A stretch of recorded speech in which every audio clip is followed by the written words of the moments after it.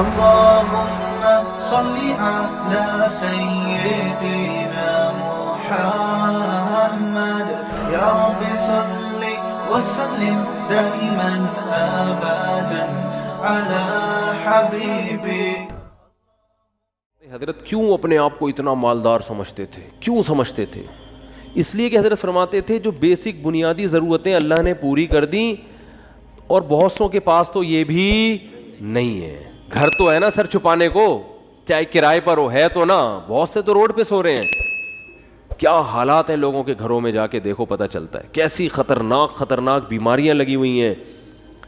تو اسلام نے ہمیں، جو میں آیت پڑھ رہا تھا اس میں یہ بتایا کہ تم اس خوش فہمی میں مت رہو کہ جس حالت میں آج ہو ہمیشہ اسی حالت میں رہو گے. اللہ نے تم سے ایسا کوئی ایگریمنٹ نہیں کیا ہے. تو اب کرنا کیا ہے؟ عمل کو فوکس کرنا ہے. عمل تو اللہ تعالیٰ نے قرآن میں کیا فرمایا کہ کسی کتاب میں نہیں لکھا. ہاں تو اب مسئلہ یہ ہے کہ جس خوشی میں انسان ہوتا ہے اس میں اللہ کو بھول جاتا ہے وہ.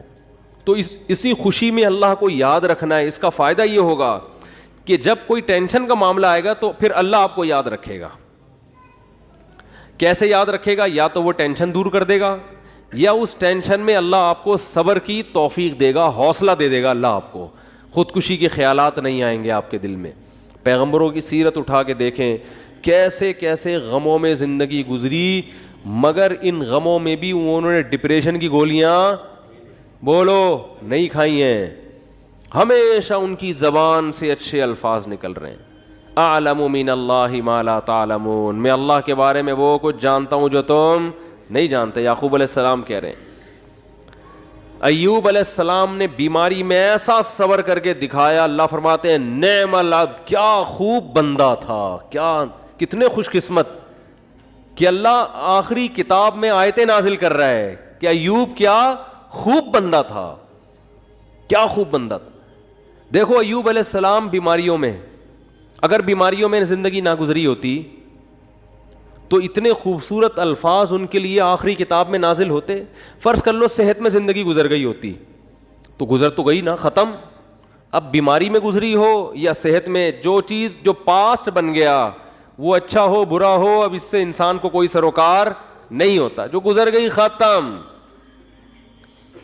تو صحت میں زندگی گزرتی اتنا انعام نہ ملتا.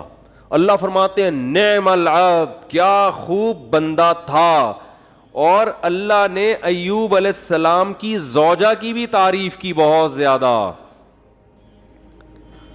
ایوب علیہ السلام جب بہت شدید بیمار تھے نا، تو عام طور پر کیا ہوتا ہے، بیگم صاحبہ خدمت کرتی ہے، میرے میاں کیا ہو گئے، بیمار ہو گئے، کوئی بات نہیں، 1 دن خدمت 2 دن خدمت، اس کے بعد کہے گی بھائی جان چھڑاؤ، میری کیا ہو گئی ہے، بولو نا شادی ہو گئی ہے. آج کل مارکیٹ میں جو میرا بیان خواتین سن رہی ہیں ان کے علاوہ کی بات کر رہا ہوں، ان کے ساتھ یہی مسئلہ ہو رہا ہے کہ میاں بے روزگار ہو گیا، بیمار ہو گیا، تو اب بھائی جب شریک حیات کا مطلب کیا ہوتا ہے، زندگی بھر آپ کے ساتھ شریک. نکاح میں اور زنا میں تو یہی فرق ہے نا بنیادی. شریک حیات کا مطلب یہ ہے کہ آپ خوشی اور غم میں آپ کے ساتھ، آپ بھی اس کے ساتھ.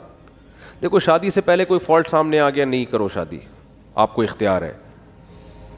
جو فالٹ شادی کے بعد پیدا ہو رہا ہے وہ تو پھر آپ کی قسمت ہے نا.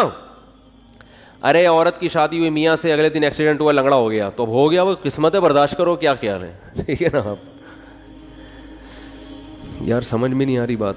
دیکھو ایک آدمی نے نکاح کا پیغام بھیجا، پہلے سے پاؤں سے معذور تھا، تو عورت لڑکی والوں نے اس بیس پہ ریجیکٹ کر دیا. ان کا حق ہے، کر سکتے ہیں، لیکن بالکل صحیح فٹ فاٹ رخصتی بھی ہو گئی. اگلے دن خوشی میں بائک میلیاں لگاتا ہوا جا رہا ہے کہ میری شادی ہو گئی اور رخصتی بھی ہو گئی. ہو سکتا ہے گرے، ٹانگ کی ہڈی ٹوٹ گئی. اب یہ تھوڑی کہ عورت کھلا لے کے بھاگ جائے کہ میری تو لنگڑے سے شادی ہوئی ہے. شادی ہو کے لنگڑا ہوا ہے، لنگڑے سے شادی نہیں ہوئی. سر آپ کی شادی ہوئی، پہلے سے پتہ چلا بیگم کے ساتھ یہ مسائل ہیں، نہ کرو شادی. بھیا آپ کس نے کہا؟ صحیح تھی، نکاح کے بعد بیماری ہو گئی، ٹھیک ہے نا، کوئی مسئلہ کھڑا ہو گیا، تو اب عزت دار آدمی اس بیس پہ ڈیورس نہیں دیتا. بلکہ دعائیں کراتا ہے, مولوی صاحب میری زوجہ کے لیے دعا کریں اللہ صحت عطا فرمائے, اولاد نہیں ہو رہی دعا کریں اللہ صحت عطا فرمائے, ٹھیک ہے نا. زبان میں لکنت پیدا ہو گئی ہے, دعا کریں اللہ. تو میں تو ان کو کہتا ہوں اگر لکنت پیدا ہو گئی ہے تو بڑا فائدہ ہے تمہارا, کیونکہ جتنی دیر میں وہ برا بلا کہے گی نا اتنی دیر میں آپ کام نمٹا کے آ جاؤ سارے. ٹھیک ہے, وہ ابھی اسٹارٹ لے گی آپ کو سمجھانا, اتنی دیر میں آپ کیا کرو ذہن تیار کر کے آ جاؤ کہ یہ الٹا سیدھا بولنے والی ہے تو برداشت کرنا ہے. تو وہ اچھا اس پہ بھی ایک دو تین چٹکلیں لیکن وہ زیادہ ہو جائیں گے. تو اب مسئلہ یہ ہے کہ عزت دار آدمی کیا کرے گا, اس کو اپنی قسمت سمجھ کے برداشت. ہاں اختیاری فالٹ ہے تو ایک الگ بات ہے نا, قدرتی فالٹ نہیں ہوا بلکہ اپنے اختیار سے کچھ غلط کر رہی ہو تو ایک الگ بات ہے. بھئی یہ تو قدرت کی طرف سے اس کی ٹانگ ٹوٹ گئی, اس کو لکوا ہو گیا, اس کو فالج ہو گیا. تو آج تک یہی ہوتا آ رہا ہے, ہم نے دیکھا ہے بیوی کو فالج ہو گیا تو مرد اب اس کو رکھ رہا ہے, بھائی اس کی خدمت کر رہا ہے, علاج کر رہا ہے, لوگوں سے دعا کروا رہا ہے, یار میری بیگم کے لیے دعا کرو. ایسے موقع پہ عزت دار آدمی طلاق نہیں دیتا, وہ کہتا ہے بھائی اب برداشت کرو یار میری قسمت ہے. تو عورت بھی برداشت کرتی تھی پہلے زمانے میں, آدمی بھی برداشت کرتا تھا, اب دونوں نے برداشت کرنا چھوڑ دیا ہے. کیوں؟ دنیا ہی کو اصل بنا لیا ہے. سارے مزے کہاں اڑانے ہیں؟ دنیا میں. اب دنیا کو ہی اصل بنا لیا ہے تو اب بس ہر چیز کیا ہونی چاہیے؟ پرفیکٹ, ایک دم موقع کی رپورٹ ہونی چاہیے ہر معاملے میں. تو یہ تو بھائی گوروں کا نظریہ ہے, یہ مسلمان کا نہیں ہے. تو میں ایوب علیہ السلام کا بتا رہا تھا کہ وہ شدید بیماری میں, وہ بیماری کیا تھی اس کا تفسیر میں کوئی ذکر نہیں ملتا نہ حدیث میں, بس کوئی بہت سخت بیماری تھی جس میں بہت طویل عرصے مبتلا رہے ہیں. تو اللہ نے ان کی زوجہ کی بھی کبھی خیال کیا. ان کی زوجہ نے اپنے میاں کی کئی سال خدمت کی ہے, کئی سال خدمت کی ہے. تو اب کیا ہوا کہ ایک دن خدمت میں تھوڑی سی کوتاہی ہوئی تو حضرت ایوب علیہ السلام کو غصہ آ گیا اور انہوں نے کہا کہ میں اگر ٹھیک ہو گیا نا میں تجھے 100 ڈنڈے ماروں گا. صحیح ہے نا, کیونکہ بیمار آدمی چڑچڑا ہو جاتا ہے نا, تھوڑا سا اس میں برداشت کم ہو جاتی ہے.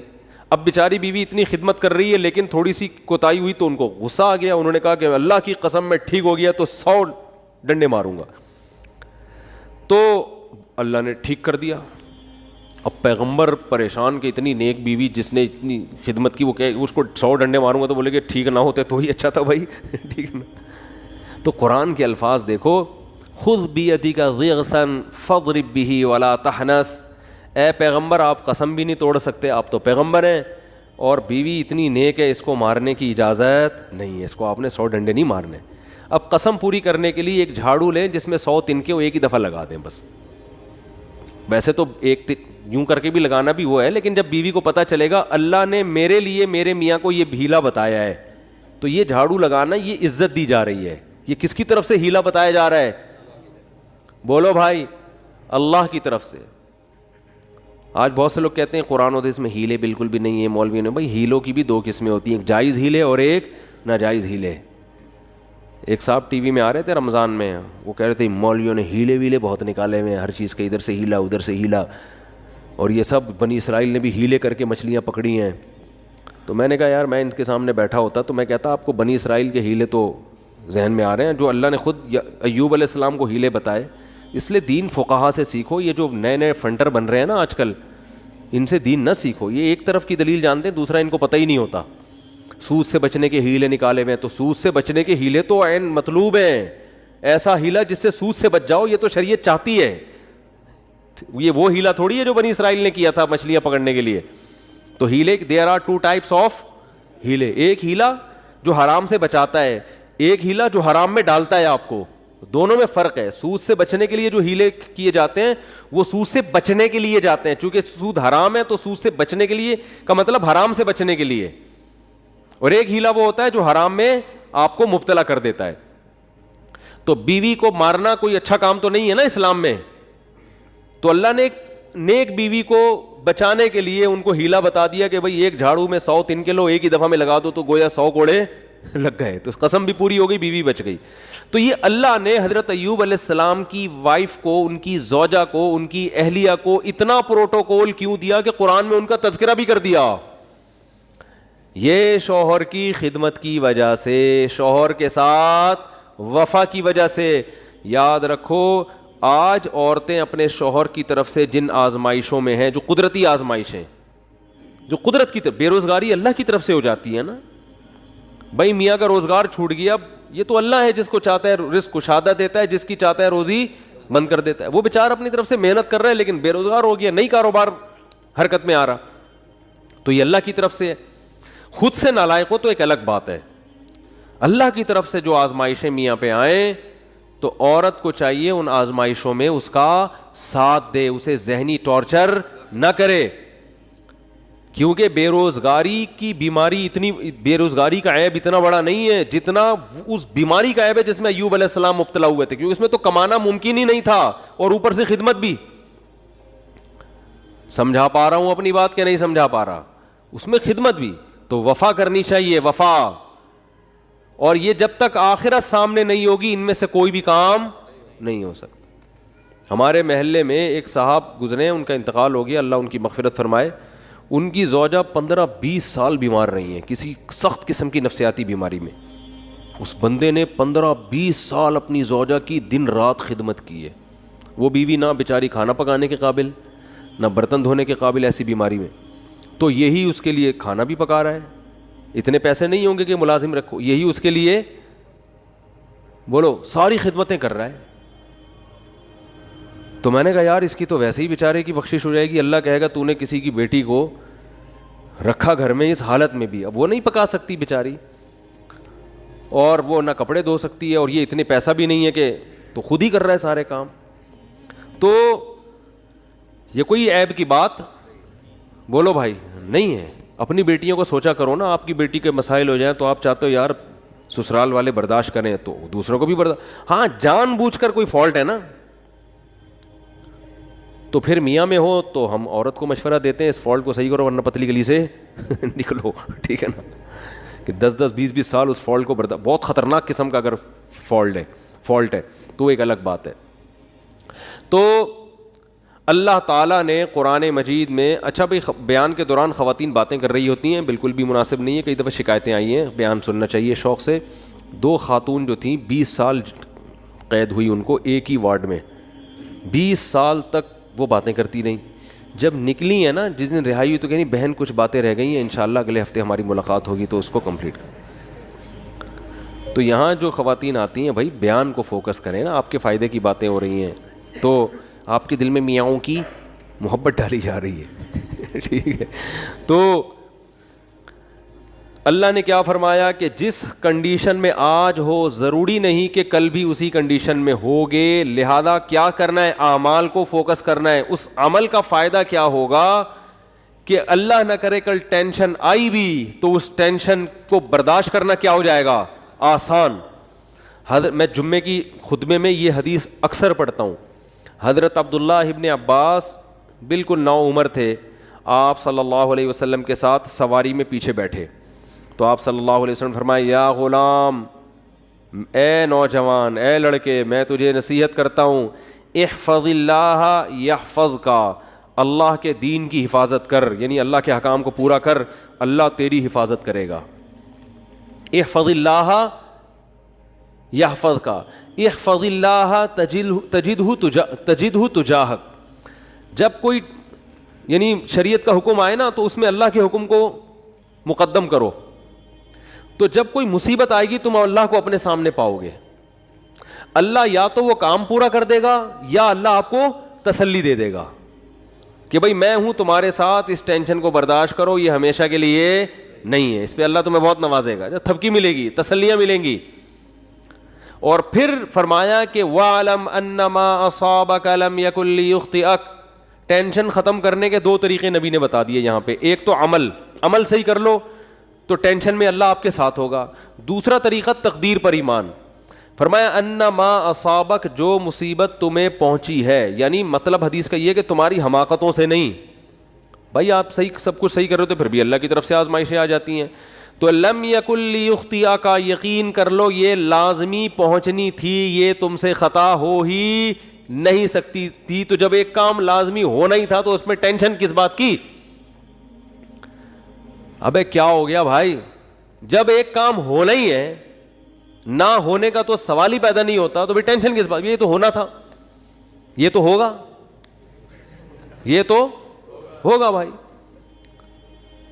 لیکن چونکہ ہمیں ٹینشن سے پہلے نہیں پتا ہوتا کہ کیا ہوگا, تو ہم اسباب اختیار کرتے ہیں, پورے کامیابی کے اسباب اختیار کرے, پھر بھی نہیں ہوا. بھائی یہ تو اللہ نے ایسے ہی لکھا ہوا تھا.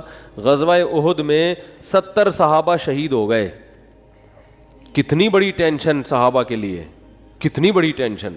تو اللہ نے کیا فرمایا, کوئی ٹینشن کی بات نہیں ہے, یہ شکست بھی مقدر میں لکھی ہوئی تھی اور یہ شہادتیں بھی مقدر میں لکھی ہوئی تھی, کوئی ٹینشن کی بات نہیں ہے. رہا یہ مسئلہ کہ تم سے غلطی ہوئی تھی, مشورے پر عمل نہیں ہوا, نبی کا حکم تم سے ٹوٹ گیا, تو اس کی وجہ سے یہ ٹینشن پہنچی ہے, تو اس سے تم نے چونکہ توبہ کر لی ہے تو وہ والی ٹینشن بھی کیا ہو گئی, ختم. آخرت کا نقصان کا خطرہ تھا کہ نبی کے جو حکم دیا تھا گھاٹی پہ رہنا ہے, تو وہ توبہ سے معاف ہو گیا. باقی رہا یہ شکست, کوئی مسئلہ نہیں. وَيَتَّخِذَ مِنْكُمْ شُهَدَاءَ, اس میں مثبت چیزیں سوچو کہ اللہ چاہتا تھا تم میں بہت سے لوگوں کو شہادت کا مرتبہ دینا, تو اللہ نے ان کو جلدی آزمائشوں سے نکال کے جنت میں پہنچا دیا. اور کیا چاہیے. ایک انگریز نے اس آیت کے تحت لکھا ہے کہ محمد, وہ تو درود شریف نہیں لکھتے نا, اس نے تو محمد کا لفظ استعمال کیا, میں صلی اللہ علیہ وسلم. اس نے کہا محمد کے جو فرینڈ تھے نا, اس قسم کی چیزوں نے ان کو موٹیویٹ کیا تھا جس سے انہوں نے پوری دنیا پہ حکومت کی ہے, کہ شکست کھا کے بھی کیا کر رہے ہیں, کہہ رہے ہیں یہ تو ہونا ہی تھا, لہذا اس سے ٹینشن لینے کی بات نہیں ہے, اور یہ شہادت میں بھی خیر ہے تمہاری, آگے بڑھو, مایوسی ہے ہی نہیں. ٹھیک ہے نا. ہمارے یہاں پتہ ہی کیا سمجھا کہ مایوسی کفر ہے, تو اس کا مطلب یہ سمجھا جاتا ہے کہ میں جہاں شادی کرنا چاہتا ہوں وہاں شادی ہو کے رہے گی, کیونکہ مایوسی کیا ہے, کفر ہے. میں چاہتا ہوں میری 2 لاکھ روپے تنخواہ ہو تو 2 لاکھ ہوگی, کیونکہ مایوسی کفر ہے. یہ غلط مطلب ہے, سمجھ رہے ہو. ایسا تو پھر بہت سے لوگوں کے ساتھ نہیں ہوتا, پھر اور مایوسی ہوگی, آدمی کہتا ہے یہ تو اور ڈبل گناہ, کفر کا گناہ بھی ہو رہا ہے اور پیسے بھی نہیں مل رہے. ہم کہتے ہیں میں صحت بناؤں گا تو صحت بنے گی کیونکہ مایوسی کفر ہے. یہ مطلب نہیں ہے. مطلب یہ ہے کہ اللہ سے یہ امید لگائی جائے کہ جو ہوگا اچھا ہی ہوگا میرے حق میں. میں چاہتا ہوں میرا اچھا روزگار مل جائے, 2 لاکھ تنخواہ نہیں ہو رہی, 1 لاکھ ہے, اسی 1 میں اللہ کیا کرے گا, برکت دے گا. روزگار نہیں مل رہا, کوئی بات نہیں, اسی میں اللہ کیا کرے گا, برکت دے گا. نہ ملنے میں بڑے فائدے ہیں. روزگار نہ ملنے سے ٹینشن ہوگی, ٹینشن میں اللہ یاد آئے گا, اللہ سے دعائیں مانگو گے, اس ٹینشن میں گناہ معاف ہوں گے, برداشت کی قوت پیدا ہوگی. بعض دفعہ زیادہ کھانے سے بھی مسئلے خراب ہو جاتے ہیں, پیٹ بھرے ہوئے ہوتے ہیں تو الٹے الٹے خیالات آنا شروع ہو جاتے ہیں انسان کو. ایوب علیہ السلام پریشان تھے نا بیماریوں میں, مایوس نہیں ہوئے, اس لیے کہ ان کو پتا تھا یہ میرے لیے کیا ہے, بہتر ہے. کتنا بہتر کہ قرآن میں آخری نبی پر آیتیں نازل ہوئی ہیں, نعم العبد, ایوب کیا خوب بندہ تھا, کیسی زبردست بشارت دی اللہ نے. اللہ کا کلام غلط نہیں ہو سکتا, اور اللہ نے یہ نہیں کہا کہ ایوب اچھے تھے, نا نا نا نا نا, ایوب امتحان میں کامیاب ہو گئے, نا نا نا. نعمہ تعجب کا صیغہ ہے, گویا اللہ تعجب کر رہے ہیں, یار کیا خوب بندہ تھا. اللہ کو تعجب نہیں ہوتا, لیکن اللہ ہم سے ہماری زبان میں بات کر رہے ہیں کہ اگر کوئی ایوب کی قربانی اور اس کے صبر کو دیکھتا تو کہتا ہے بھائی یہ صبر کھوپڑی میں آنے والا نہیں ہے, یہ تو بہت ہی زبردست بندے ہیں اللہ کے. اتنا بڑا کامیابی کا سرٹیفکیٹ ان کو اس بیماری کی وجہ سے ملا. اور آج ذرا سی پریشانی آدمی 10 قسم کے, یہ میرے ساتھ ایسا کیوں ہو گیا, میرے ساتھ ایسا کیوں ہو گیا. اور آج کل یونیورسٹیوں میں ہوتا یہ ہے کہ ٹینشنوں میں خدا کا انکار کر دیتے ہیں. پہلے تو یہ تصور نہیں تھا. اب جو نئی نسل آ رہی ہے نا, فون کرتے ہیں مجھے, بتاتے ہیں میرے ساتھ یہ ہوا, میں تو اللہ کو مانتا ہی نہیں. میں کہتا ہوں یار یہ میرے سامنے اتنا جری ہے, عام حالات میں کیا کر رہا ہوگا. تو نہ مانو, اللہ کو آپ کے منوانے کی کوئی ضرورت نہیں ہے. وہ سمجھتے ہیں کہ مجھے ترس آئے گا, ہائے بیچارے کے ساتھ اتنا غلط ہو گیا کہ یہ تو اللہ کو ہی نہیں مان رہا, ہائے ہائے ہائے, یہ تو آ جاؤ میں تمہیں تسلیم. میں کہتا ہوں بھائی تو نہ مان, جس خدا نے تجھے پیدا کیا ہے کم وقت تو اس کی نہیں مان رہا, تو ہماری کیا مانے گا ہے. تو یہ جو ایتھیزم پھیل رہا ہے نا, اور میں نے آپ کو رپورٹ پیش کی تھی نا کہ ایتھیس میں خودکشی کا ریشو زیادہ ہے, کیونکہ ایتھیزم کی طرف جاتا انسان بہت مرتبہ, ہمیشہ نہیں, بہت مرتبہ عدم برداشت کی وجہ سے. تھوڑی سی پریشانی آئی, اللہ کہاں ہے, اللہ میرے مسئلے کیوں نہیں حل کر رہا, تو پھر وہ اللہ ہے. اللہ پر ایمان کا مطلب وہ اللہ ہے, اس کو اللہ مانا جائے, تو اللہ کا مطلب اختیارات اس کے پاس ہے, میرے پاس نہیں ہے. تو اپنے حساب سے آپ کو چلائے گا, وہ آپ کے حساب سے نہیں چلے گا. پھر یہ ایتھیسٹ کہتے ہیں دعائیں قبول نہیں ہوتی، دعائیں قبول نہیں ہوتی. آج کل یہ نوجوان لڑکوں کو بہت ہے، یار میں اتنے دنوں سے دعا مانگ رہا ہوں قبول ہو نہیں رہی. تو کوئی اللہ نہیں ہے، سب مولویوں نے لوگوں کو بیوقوف بنایا ہوا ہے. ابے جن مولویوں کے تم کہہ رہے ہو بیوقوف بنایا ہوا، وہ تم سے زیادہ دعائیں مانگ رہے ہوتے ہیں. اگر بیوقوف بنایا ہوا ہوتا وہ نہیں مانگتے، تمہیں کو لگایا ہوا ہوتا دعاؤں پہ انہوں نے. لیکن وہ جب دعا مانگتے ہیں ان کو قبولیت سے کوئی سروکار ہوتا ہی نہیں. ان کا مطلب ہوتا ہے اپنی فائل اللہ کی عدالت میں فائل کر دینا، اپنے ڈاکومنٹس اللہ کی عدالت میں جمع کرا دینا. یار تسلی اللہ کو بول دیا، اب جو ہوگا صحیح ہوگا. یہ تو اس لیے دعائیں مانگتے ہیں. یعقوب علیہ السلام ساری زندگی دعائیں مانگتے رہے، اللہ اولاد ملا دے، اولاد ملا دے، اولاد سے میری ملاقات کرا دے، میرے بچے کو محفوظ فرما لے، ہے نا. دعائیں مانگتے رہے، دعائیں مانگتے رہے. آنسر کیا آیا؟ دوسرا بچہ بھی گم گیا. یہی ہوا نا، بنیامین جو دوسرا بیٹا تھا وہ بھی بھائیوں نے یہ کہا کہ وہ بھی. تو اب کیا کہہ رہے ہیں؟ فصبر جمیل، صبر کروں گا اور صبر میں بھی جمال پیدا کروں گا. جمال کا مطلب خوبصورت صبر ہوگا. علماء کہتے ہیں صبر کی دیر آر 2 types آف صبر. ایک صبر یہ ہوتا ہے کہ آدمی واویلا تو نہیں کرے، نافرمانی تو نہیں کرے، لیکن ٹینشن سے منہ سے اور یوں ہی بنا رہے ہیں، کیا ہے تو نہیں ہو تو بس منہ سے نکل نہیں رہے الفاظ ہیں کہ ٹھیک ہے صبر کریں گے، کیا کریں، مقدر میں یہی لکھا ہوا تھا. ایسا ہوتا ہے نا. جیسے آپ بولیں کہ یار ماشاء اللہ آپ کیا گھر میں حالات کیسے؟ صحیح چل رہے ہیں، بس کیا کریں، دنیا مسافر خانہ ہے. مفتی صاحب سے بیان میں سنا تھا، بس کیا ہے، ٹھیک ہے اللہ ہے بھائی، ٹھیک ہے، جب اس کا حکم ہوگا تو سن لے گا ہماری بھی دعا. اس کو کیا کہتے ہیں؟ اونلی صبر. اس کو کیا کہتے ہیں؟ اونلی صبر. چلو گناہ نہیں کر رہا کم بخت، اللہ کا انکار نہیں کر رہا، کوئی حرام کام نہیں کر رہا. اور ایک ہوتا ہے صبر جمیل، ایسا صبر کے ہٹو بچو ہو جائے جیسے ایوب علیہ السلام نے کیا. وہ صبر یہ ہوتا ہے کہ ذرہ برابر اپنے ایٹیٹیوڈ سے اور اپنی زبان سے شکایت نہ جھلک رہی ہو. جیسے ہمارے حضرت نے غربت میں فرماتے ہیں کہ جو میں صبر نہیں کرتا تھا کیونکہ مجھے ڈر لگتا تھا گناہ نہ ہو جائے. اللہ کہے گا صبر تو مصیبتوں پہ کیا جاتا ہے، تجھے مصیبت کہاں پہنچی ہوئی ہے؟ بلکہ میں اپنے آپ کو کیا سمجھتا تھا؟ بادشاہ ہوں، اس لیے میں لوگوں سے الگ رہتا ہوں. تو اس کو سرے سے مصیبت سمجھ ہی نہیں رہے ہیں، بلکہ کیا کہہ رہے ہیں؟ صبر جمیل. کیا کرنا ہے؟ ایسا صبر جس میں کیا ہو؟ جمال ہو. اور لا تیأسوا من روح اللہ، اے میرے بچوں اللہ کی رحمت سے نا امید مت ہو. اعلم من اللہ ما لا تعلمون، میں اللہ کے بارے میں وہ کچھ جانتا ہوں جو تم نہیں جانتے. رو بھی رہے ہیں. اب آپ کہہ سکتے ہیں جب اپنے عمل سے بھی شکایت نہیں کرنی، زبان سے بھی، تو پھر رو کیوں رہے ہیں؟ یہ غیر اختیاری ہے، اس پہ کوئی پکڑ نہیں ہے، اور یہ آپ کے دل کے زندہ ہونے کی دلیل ہے. کیونکہ رونا بھی نہیں آ رہا بچے کے گمنے میں، اس کا مطلب آپ کے سینے میں دل ہی نہیں ہے. پھر تو قربانی نہیں ہے نا.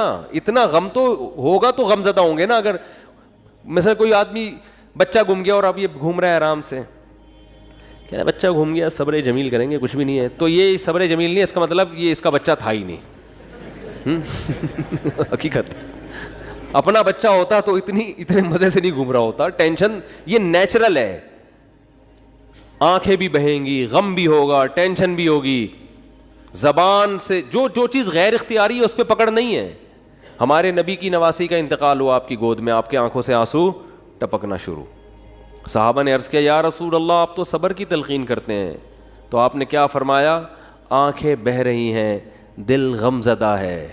یہ یعنی مطلب یہ کہ یہ دو چیزیں ہمارے اختیار میں، نہ آنکھوں کو روک سکتے ہیں نہ دل کو غم زدہ ہونے سے روک سکتے ہیں. زبان وہی کہے گی جس پہ اللہ راضی ہے. زبان کہے گی کہ جو اللہ کا حکم تھا، ما قدر اللہ، جو اللہ کے فیصلے ہیں ان فیصلوں پر راضی.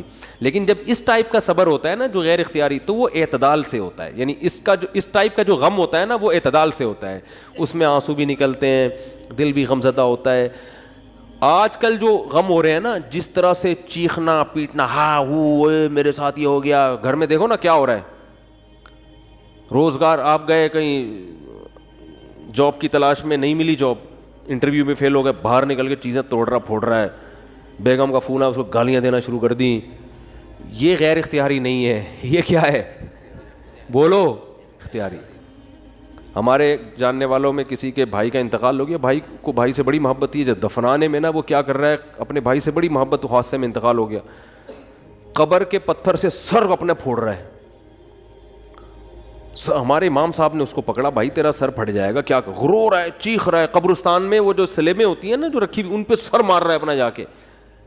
یہ لوگ تو کہیں گے ماشاءاللہ بڑی محبت ہے, لیکن یہ بے صبر ہونے کی دلیل ہے. رو بھائی, پابندی, یہ جو بالکل حواس باختہ اور رونا اور چیخنا اور یہ وہ جو ہمارے گھروں میں آج کل میتوں میں ہوتا ہے, اور مسئلہ ہو گیا تو چیزیں اٹھا کے پھینک رہا ہے اور اس کو سمجھتے ہیں کہ میں اپنا بس غصہ نکال رہا ہوں, تو یہ گدھے ہونے کی تو دلیل ہو سکتی ہے. میرے بھائی, میں اس کو نہیں کہہ رہا, وہ تو بیچارہ غمزدہ تھا, اللہ تعالیٰ اس کے غم کو دور کرے, لیکن یہ شریعت میں پسندیدہ کام نہیں ہے. میتوں پہ چیخنا, میتوں سے لپٹ کے پاگلوں کی طرح رونا, او بھائی بس رو آپ, جو اللہ نے آپ کو پرمیشن دی, اور یہ رونا اچھی علامت ہے کیونکہ یہ محبت کی دلیل ہے. اور آپ صلی اللہ علیہ وسلم نے ایسے موقع پہ یہ بھی فرمایا کہ یہ اللہ کی وہ رحمت ہے جو اللہ نے اپنے بندوں کے دلوں میں رکھ دی ہے. اسی محبت کی بیس پہ تو حقوق ادا ہوتے ہیں, اتنی بھی نہیں ہوگی تو پھر حقوق تھوڑی ادا ہوں گے. سمجھ میں نہیں آ رہی تو رہنے دو. اچھا, آ رہی ہے الحمدللہ.